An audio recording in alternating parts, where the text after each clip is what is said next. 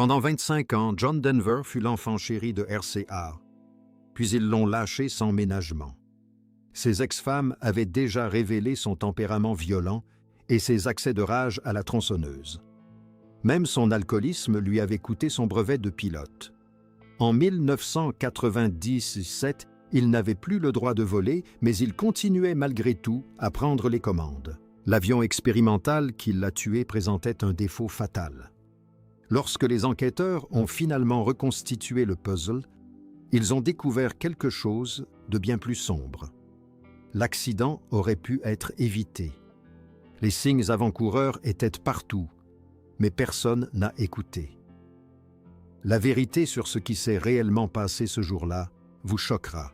John Denver, de son vrai nom Henry John Deutschendorf Jr., est né est né le 31 d'octobre 1943 à Roswell, au Nouveau-Mexique, dans une famille passionnée d'aviation. Son père, le capitaine Henry Deutschendorf Sr., était un pilote de l'US Air Force, renommé détenteur de 3 records de vitesse à bord du bombardier B-58 Hustler.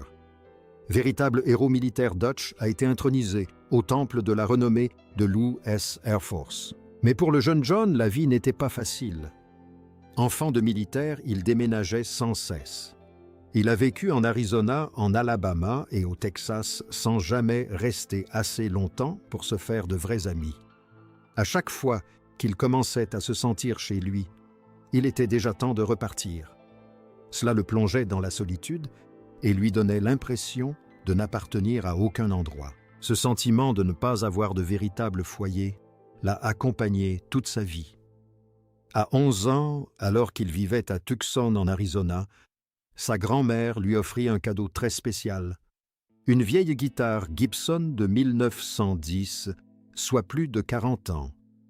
Pour ce garçon qui s'était senti déraciné presque toute sa vie, cette guitare devint un repère stable et concret. La musique lui offrait un moyen d'exprimer ce qu'il ne pouvait formuler avec des mots. Le son des cordes le réconfortait. Il commença également à chanter avec le chœur de garçons de Tucson en Arizona, où il apprit à harmoniser et à se produire sur scène. Faire partie de ce groupe renommé lui procurait un sentiment d'appartenance que l'école ne pouvait lui offrir. Au lycée, il jouait déjà des chansons folkloriques lors de petits concerts. La musique était devenue bien plus qu'un simple passe-temps. C'était sa façon de donner un sens à sa vie. Son père était un homme strict et leur relation était souvent tendue. Dutch attendait de son fils qu'il excelle en tout. John était plus doux et rêvait d'écrire des chansons, mais il partageait une grande passion, l'aviation. Lorsque John devint lui-même pilote, ils se rapprochèrent enfin. Voyager ensemble en avion leur permettait de tisser des liens, même si c'était à risquer. Ce risque allait hanter John plus tard, surtout après son accident d'avion fatal en 1997. Malgré tout, ce lien est resté intact, se retrouvant dans ses chansons sur la liberté et l'immensité du ciel. Après le lycée, John s'est inscrit à l'université Texas Tech pour étudier l'architecture. Mais dessiner des plans ne le passionnait pas. Au fond de lui, il rêvait de faire de la musique. Il quitta donc l'école et s'installa à Los Angeles. C'est à cette époque qu'il décida de changer de nom de famille. Il choisit Denver, en référence à la capitale du Colorado, car les montagnes et les rivières de cet État l'inspiraient. C'était comme un nouveau départ. En 1965, sa carrière prit un tournant décisif. Parmi 250 chanteurs auditionnés, il fut choisi comme chanteur principal du Chad Mitchell Trio. Ce fut sa première grande opportunité dans le monde de la musique. Elle lui permit de se faire connaître d'un nouveau public à travers le pays et lui apporta l'expérience nécessaire à son épanouissement. Il passa 2 ans avec le groupe et enregistra 3 albums. Sur scène, il apprit à chanter avec assurance. En coulisses, il s'exerçait à écrire ses propres chansons. Les tournées étaient éprouvantes, mais John en profitait pleinement. Peu à peu, il trouvait sa voix. L'une des chansons les plus célèbres qu'il écrivit durant cette période fut « Leaving on a Jet Plane ». Peter, Paul and Mary l'enregistrèrent en 1967 et dès 1969. Elle atteignit la première place du classement Billboard. Du jour au lendemain, tout le monde chantait ses chansons. Même s'il n'était pas encore une grande vedette en solo, ce succès prouvait que ses compositions avaient de l'importance. Après la séparation du Mitchell Trio, John n'a pas regardé en arrière. Il gravissait déjà les échelons des charts pop en solo. Au début des années 1970, il enchaînait les tubes.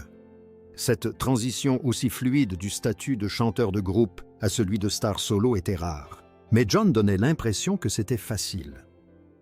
La carrière de John Denver a décollé en 1971 avec la sortie de son album phare Poems, Prayers and Promises. Le titre phare Take Me Home Country Roads a failli ne jamais devenir l'hymne que nous connaissons tous. Les premiers exemplaires présentaient des problèmes de son et pendant un moment, on a cru que la chanson allait être un échec. Mais le nouveau manager de Denver, Jerry Winrobe, avait d'autres projets. Il a activement promu la chanson auprès des stations de radio, en commençant par Denver, dans le Colorado. Sortie le 12 avril 1971, elle a mis quelques mois à rencontrer le succès. Le 28 août, elle atteignait la 2e place du Billboard Hot 100. Elle s'est vendue à plus d'1 million d'exemplaires et a été certifiée disque d'or le même mois. Au fil des années, son succès s'est maintenu. En 2017, l'album s'était vendu à plus de 1,5 million d'exemplaires numériques aux États-Unis. Son influence a même atteint l'État de Virginie occidentale, qu'il a adopté comme hymne officiel en 2014. En 1972, Denver a sorti l'album Rocky Mountain High. Paru en septembre de la même année, il s'agissait de son 6e album et du premier à se classer dans le top 10 américain. Elle a atteint la 4e place du Billboard 200. La chanson-titre est devenue l'un des morceaux les plus célèbres de Denver, se hissant dans le top 10 du Billboard Hot 100 en 1973. Classée 29e au palmarès de fin d'année, elle reste très appréciée des amoureux de la nature. La pochette a été prise aux chutes Slaughterhouse à Aspen dans le Colorado, ce qui lui confère une dimension encore plus personnelle. Des décennies plus tard, en 2007, Rocky Mountain High a été adoptée comme l'une des 2 chansons officielles de l'État du Colorado. Les années 1974 et 1975 ont été les plus fastes pour John Denver. En seulement 18 mois, il a classé 4 titres numéro 1 au Billboard Hot 100. Sunshine on My Shoulders a atteint la 1re place en mars 1974, suivi de Annie's Song en juillet 1974. Thank God I'm a Country Boy a caracolé en tête des palmarès en mai 1975, suivi de I'm Sorry en septembre de la même année. Ces succès ont révélé toute l'étendue de son talent. Certains titres, comme Sunshine on My Shoulders, étaient empreints de douceur et d'espoir. D'autres, à l'instar de Thank God I'm a Country Boy, débordaient d'énergie. La chanson d'Annie, écrite en seulement 10 minutes pour sa femme, est devenue un classique des mariages. À cette époque, Denver était omniprésent à la radio, à la télévision et dans des millions de foyers. Durant cette période faste, il a également sorti 3 albums qui se sont tous classés numéro 1. La compilation John Denver's Greatest Hits de 1973 a connu un tel succès qu'elle est devenue l'album le plus vendu de tous les temps chez RCA Records, dépassant même les ventes d'Elvis Presley. L'album Back Home Again, sorti en 1974, fut certifié triple disque de platine aux États-Unis. Windong, paru en 1975, obtint également un double disque de platine. Ces 3 albums confirmèrent le statut de superstar de Denver. À la fin de sa carrière, Denver avait composé près de 300 chansons, dont environ 200 écrites par lui-même. Au total, il a obtenu 12 disques d'or et 4 disques de platine. Ses ventes mondiales ont dépassé les 33 millions d'exemplaires, faisant de lui l'un des auteurs-compositeurs-interprètes les plus populaires des années 1970. Son passage à Hollywood fut aussi surprenant que réussi. En 1977, il partagea l'affiche avec la légende de la comédie George Burns dans le film à succès Oh God. Denver n'avait jamais joué la comédie auparavant et pourtant, son charme naturel et sa sincérité ont conquis le public.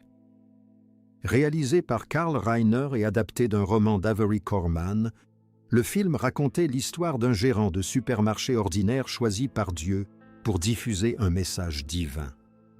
L'interprétation de Denver, d'un naturel et d'une authenticité saisissant, rendait son personnage crédible. Le film connut un immense succès, rapportant plus de 50 et 1 million de dollars aux États-Unis et obtenant même une nomination aux Oscars pour son scénario. Bien qu'il n'ait jamais figuré dans les suites, ce premier rôle démontra que Denver était capable de bien plus que chanter et le consacra comme un musicien rare ayant opéré une transition réussie vers le cinéma. Denver créa également un style qui fut plébiscité par le public tout au long des années 1970. Ses longs cheveux blonds, ses lunettes à monture métallique et ses chemises western brodées devinrent sa marque de fabrique. Ces chemises étaient créées par Anna Zapp que Denver avait rencontrée lors d'une foire d'art à Aspen.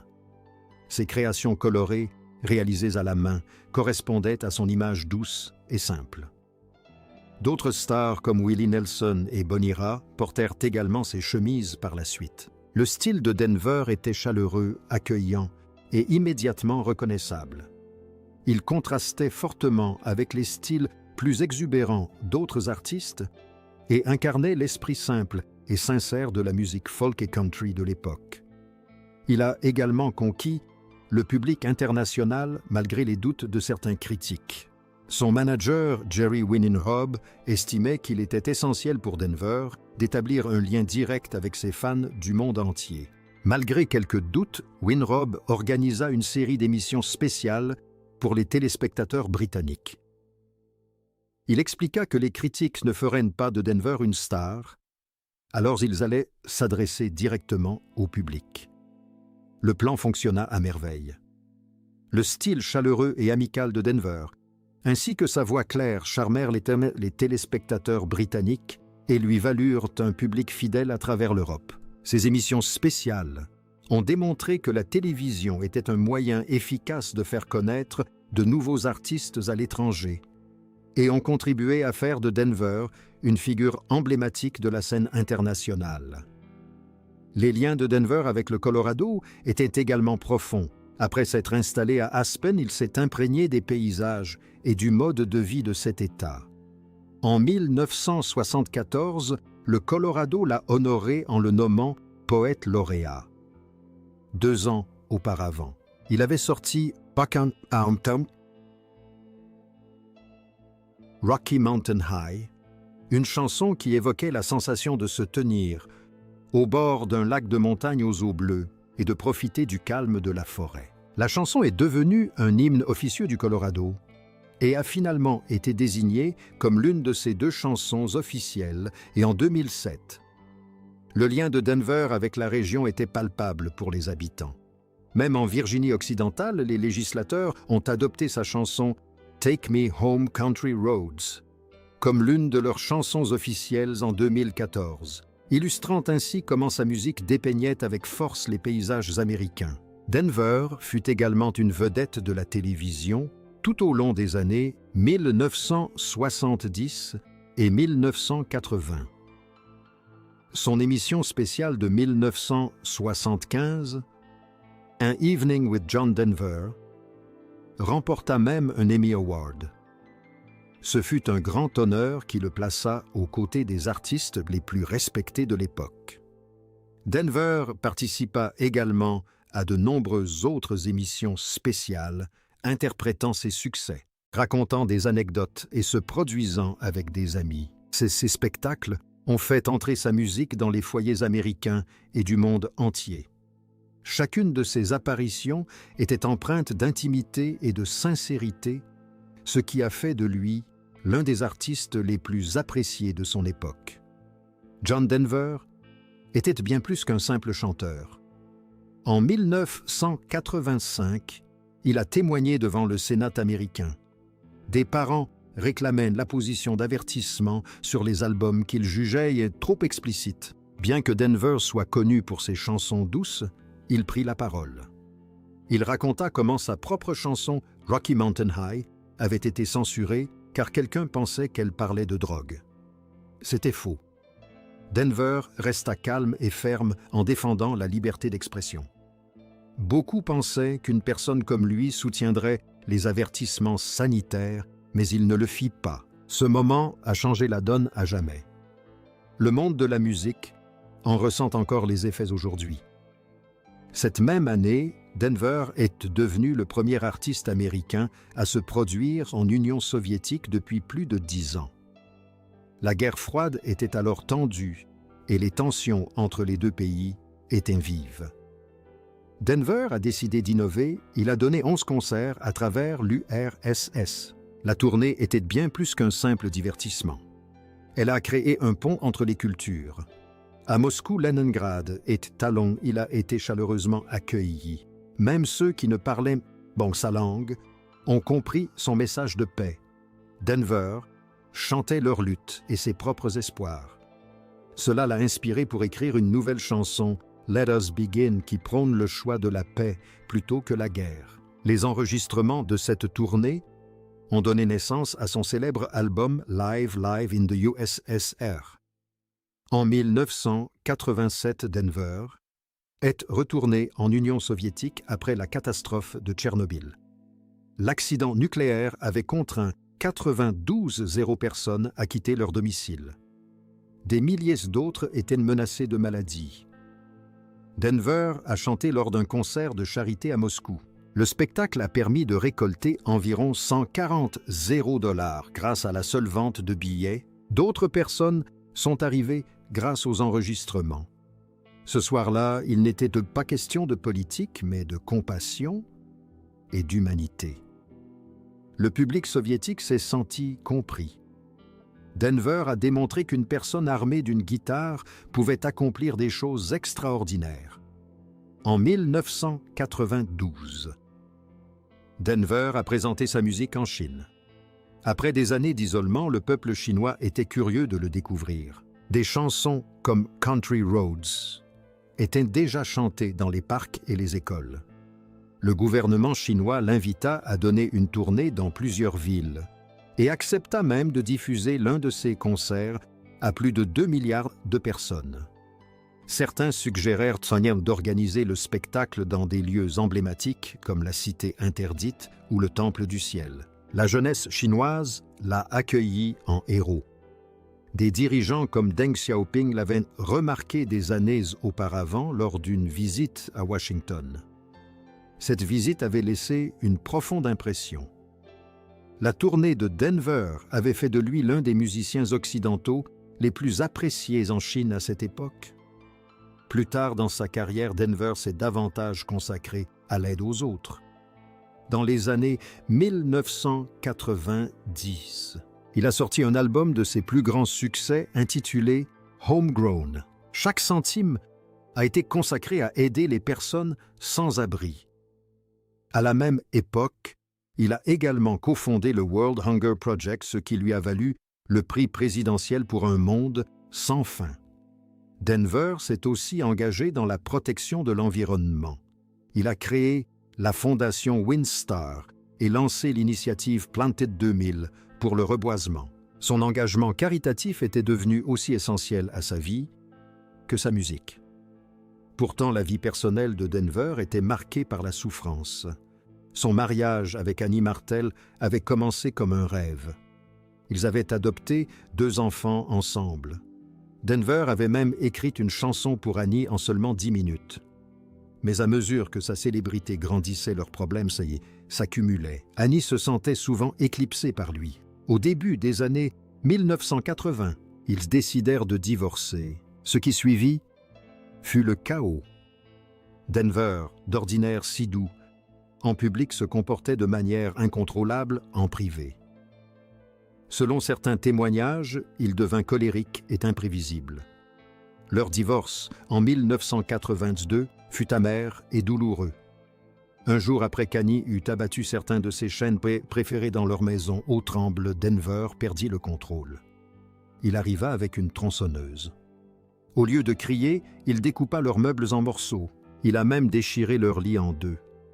C'était le symbole tragique d'un mariage brisé. Amis et témoins avaient du mal à croire qu'il s'agissait du même chanteur doux qu'ils connaissaient.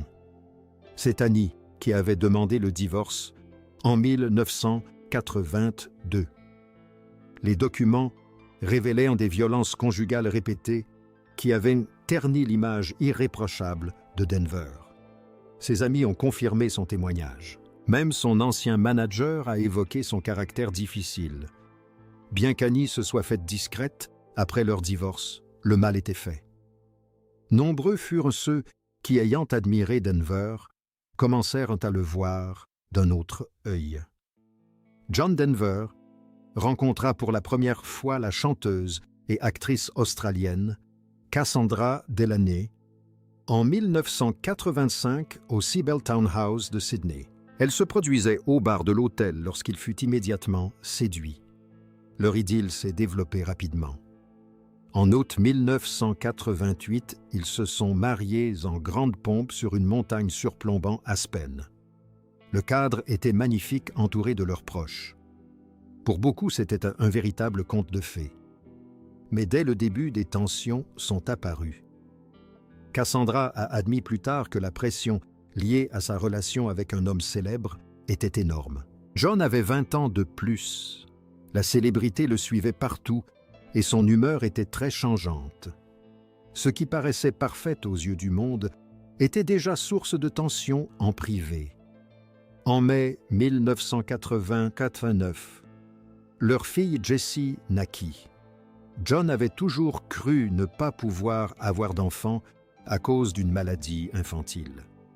Cette grossesse fut une surprise et un miracle. John avait affirmé pendant des années être stérile, si bien que la naissance de Jessie alimenta les rumeurs. Certains se demandaient s'ils avaient eu recours à la FIV. John devint plus possessif après la naissance de Jessie. Cassandra sentait sa jalousie et son éloignement grandir. Le fragile équilibre entre eux commença à se rompre. En 1996, Cassandra confia à l'hebdomadaire Australian Women's Weekly un tableau sombre de la situation. Elle expliqua que John n'avait pas de véritables amis et que le personnel le craignait. Les secrétaires en larmes démissionnaient, son image de douceur n'était qu'une façade. En privé, il était souvent colérique, imprévisible et dur avec ses proches. Elle révéla des années de souffrance morale. John buvait beaucoup, la maltraitait et tentait de contrôler sa vie. Elle garda le silence longtemps, espérant le changer. Mais rien n'y fit. La pression était insupportable. En 1991, ils se séparèrent et leur divorce fut prononcé en 1993. La bataille juridique fut acharnée. John poursuivit Cassandra pour 3,3 millions de dollars et l'accusa de l'avoir humiliée. Cassandra se battit pour la garde de Jessie. Dans son autobiographie, John écrivit qu'elle l'avait couvert de honte dans toute la vallée. La guerre les a profondément marqués et aigris. Après cela, John ne fut plus jamais le même. En 1994, il publia son autobiographie « Take Me Home », qui brisa son image irréprochable. Il y admit avoir longtemps lutté contre la dépendance au cannabis, au LSD et à la cocaïne. Ces révélations choquèrent ses fans qui l'avaient toujours perçu comme un chanteur doux et naturel. Désormais, il découvrait les aspects plus sombres de sa vie. Il a également écrit sur ses infidélités. Même son premier mariage avec Annie Martel, qui avait inspiré la chanson d'Annie, avait été marqué par de nombreuses liaisons. Il confiait à ses lecteurs avoir été plus entreprenant que de raison et évoquait des accès de violence qui avaient également détruit son second mariage. Une anecdote en particulier l'avait marqué, celle où il avait utilisé une tronçonneuse pour couper leur lit en deux. John Denver fut jadis l'un des auteurs-compositeurs-interprètes les plus appréciés d'Amérique. Tout au long des années 1970, il domina les palmarès et conquit des millions de fans grâce à sa voix douce, ses textes émouvants et son style acoustique. RCA Records l'accompagna pendant 25 albums, dont 13 disques d'or et 8 de platine. Et sa compilation de plus grands succès fut le disque le plus vendu de RCA. Mais au milieu des années 80, les choses commencèrent à changer. Le nouveau son des années 80 était fait de synthétiseurs sophistiqués et de boîtes à rythme. La pop boostée par MTV était omniprésente et son style folk country semblait déplacé. En 1986, après le rachat de RCA par General Electric, la maison de disques décida de réduire ses coûts et de se concentrer sur des artistes plus modernes. Malgré son passé chez RCA et tous ses succès antérieurs, il fut renvoyé. Denver était abasourdi. Il venait de terminer son dernier album pour eux, One World, et pensait qu'un nouveau contrat était assuré. Au lieu de cela, RCA a décidé qu'il pouvait gagner plus d'argent ailleurs. Il a déclaré qu'il l'avait tenu pour acquis, surtout après des années de profits considérables. Sans autre option, il a été contraint de sortir ses albums suivants sur son propre label Windstar. Ce fut un rappel brutal qu'une superstar peut être dépassée lorsque les modes et les priorités changent. Parallèlement, Denver était confronté à d'autres difficultés. L'aviation était devenue l'une de ses grandes passions. Au fil des ans, il a accumulé plus de 270 heures de vol et obtenu des qualifications pour les avions monomoteurs et multimoteurs, les planeurs et même les Learjets. Mais ses problèmes personnels commencèrent à le rattraper. Dans les années 1980, Denver fut arrêté pour conduite en état d'ivresse, non pas une, mais 2 fois. La FAA, qui exige des pilotes un certificat médical valide attestant de leur aptitude au vol, s'en inquiéta. Après sa seconde arrestation pour conduite en état d'ivresse, elle lui refusa son certificat médical. Sans ce certificat médical, sa licence de pilote était inutile. Pour la récupérer, il aurait dû prouver qu'il n'avait plus de problème d'alcool, mais il n'a jamais mené cette démarche à terme. Voler avait été sa plus grande joie, mais même cela lui avait été arraché. Plus inquiétant encore était son comportement face aux injonctions de la FAA. Lorsqu'ils lui ont envoyé des lettres recommandées exigeant la restitution de son certificat médical, il les a tout simplement ignorées ou renvoyées sans les ouvrir. Les mois passèrent ainsi. Denver continuait de voler malgré l'absence d'aptitude médicale. En refusant d'accepter les lettres, il se maintenait dans une faille juridique. La FAA ne pouvait finaliser la procédure de révocation tant qu'il n'avait pas accepté leur notification. Techniquement, il pouvait donc continuer à voler. Mais ce n'était pas grâce à son aptitude, c'était à cause d'une lacune du système qui reposait sur sa coopération. Cette faille juridique a finalement été comblée en mars 1997. Denver a signé une lettre certifiée de la FAA, ce qui signifiait qu'elle pouvait officiellement l'interdire de vol. Dès lors, tous ses vols étaient illégaux. Pour recouvrer son statut, il devait prouver sa sobriété et remplir toutes les conditions qu'il avait ignorées pendant des années. Denver a refusé. Pourtant, rien de tout cela ne l'a empêché de voler. Le 12 octobre 1997, il a effectué des décollages et atterrissages d'entraînement près de Metairie en Californie, à bord de son avion expérimental Long Easy récemment acquis. C'était un petit appareil ayant subi d'importantes modifications. Denver en était propriétaire depuis un jour seulement et n'avait passé qu'une trentaine de minutes avec un pilote tchèque avant de prendre les commandes seul. L'avion était tellement personnalisé qu'il était difficile à piloter. La vanne de sélection du carburant, par exemple, était reculée de 45 degrés, l'obligeant à se contorsionner sur son siège et à passer le bras derrière son épaule gauche.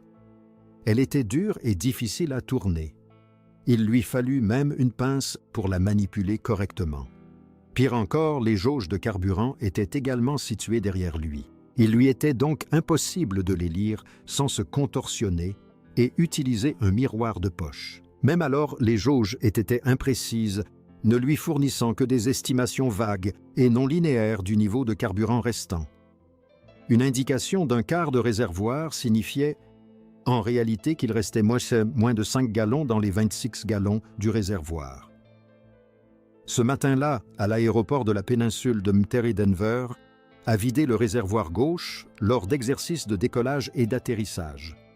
Des témoins ont entendu le moteur tousser, puis s'arrêter complètement lorsque le carburant a été épuisé. Denver se retourna pour passer au réservoir droit. Pour ce faire, il dut tâtonner derrière lui et utiliser une pince pour actionner le sélecteur. Ce faisant, il actionna accidentellement la pédale de gouvernail droite. Le long EZ piqua brusquement du nez et en quelques secondes s'abîma dans l'océan Pacifique. Denver mourut sur le coup.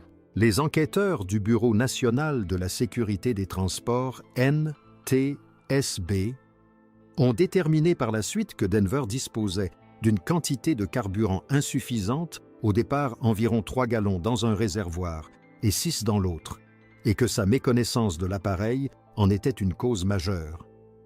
Ils ont également pointé du doigt les modifications de conception dangereuses qui rendaient le changement de carburant en vol quasiment impossible. Bien qu'il fût un pilote expérimenté, il ne s'était pas suffisamment préparé aux exigences de cet appareil.